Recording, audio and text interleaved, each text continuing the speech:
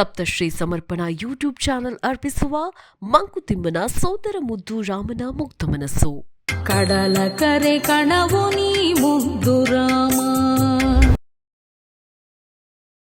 ಮುದ್ದುರಾಮನ ಮುಗ್ಧ ಮನಸ್ಸು 5ನೇ ಸಂಚಿಕೆಗೆ ಸ್ವಾಗತವನ್ನು ಕೊಡ್ತಾ ಇದ್ದೀನಿ. ಕವಿಯ ಮನಸ್ಸು ಎಷ್ಟು ಆಳವಾಗಿ ಪ್ರಕೃತಿ ಮತ್ತು ಸೃಷ್ಟಿಯ ಬಗ್ಗೆ ಹೋಗ್ತಾ ಇದೆ, ಅವನ ಗಮನ ಎಷ್ಟು ಸೂಕ್ಷ್ಮವಾಗಿದೆ ಅನ್ನೋದು ಅವರ ಕಾವ್ಯಗಳಲ್ಲಿ ನಮಗೆ ಗೋಚರವಾಗ್ತಾ ಹೋಗ್ತಾ ಇದೆ. ಈ ವಿಶ್ವ ಪರಿಭ್ರಮಣೆಯನ್ನೇ ಅವರು ವರ್ಣನೆ ಮಾಡ್ತಾ ಹೋಗ್ತಾರೆ.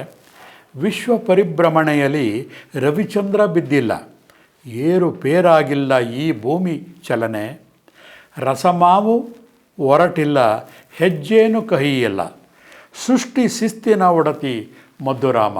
ಕವಿಗೆ ಈ ಒಂದು ಶಿಸ್ತು ಇದೆಯಲ್ಲ, ಪ್ರಕೃತಿ, ಅದನ್ನು ನೋಡಿ ಆಶ್ಚರ್ಯಚಕಿತಾಗ್ತಾರೆ, ನಮ್ಮನ್ನು ಕೂಡ ಆಶ್ಚರ್ಯಪಡುವಂತೆ ಮಾಡ್ತಾ ಹೋಗ್ತಾರೆ. ಕವಿಯ ಮೃದು ಹೃದಯದ ಜೊತೆ ಸೃಷ್ಟಿಯ ಲಯ ತಾನ ಎಷ್ಟು ಸ್ಪಂದಿಸ್ತಾ ಇದೆ ನೋಡಿ. ಸೃಷ್ಟಿಯ ಪ್ರತಿಯೊಂದು ಚಲನವಲನಗಳನ್ನು ಆನಂದಿಸುತ್ತಾ ತನ್ನ ಚೌಪದಿಯ ಕವನಗಳ ಪದಪುಂಜಗಳಲ್ಲಿ ಅದರ ಭಾವವನ್ನು ಹಿಡಿದಿಟ್ಟಿದ್ದಾರೆ. ಬ್ರಹ್ಮಾಂಡ ತನ್ನ ಕಕ್ಷೆಯಲ್ಲಿ ತಿರುಗುತ್ತಾ ಇರುವಾಗ ಸೂರ್ಯ ಚಂದ್ರರು ಕೂಡ ಅಲುಗಾಡಲಿಲ್ಲ. ಈ ಭೂಮಿ ಚಲನೆಯು ಕೂಡ ಲಯಬದ್ಧವಾಗಿದೆ.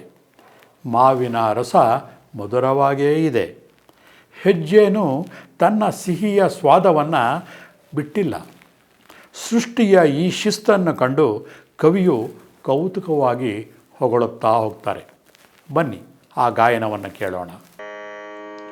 ವಿಶ್ವ ಪರಿಭ್ರಮಣೆಯಲ್ಲಿ ರವಿಚಂದ್ರ ಬಿದ್ದಿಲ್ಲ, ಏರುಪೇರಾಗಿಲ್ಲ ಈ ಭೂಮಿ ಚಲನೆ.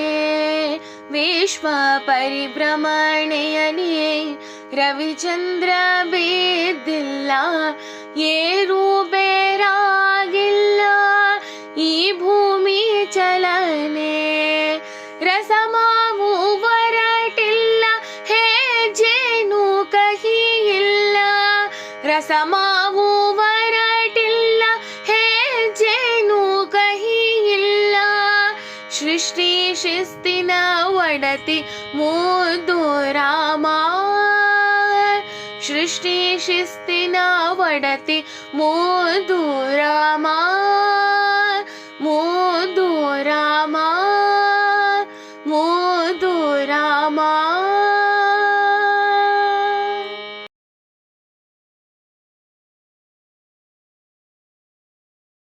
ಸಪ್ತಶ್ರೀ ಸಮರ್ಪಣಾ ಯೂಟ್ಯೂಬ್ ಚಾನೆಲ್ ಅರ್ಪಿಸುವ ಮಂಕುತಿಮ್ಮನ ಸೋದರ ಮುದ್ದು ರಾಮನ ಮುಗ್ಧ ಮನಸ್ಸು.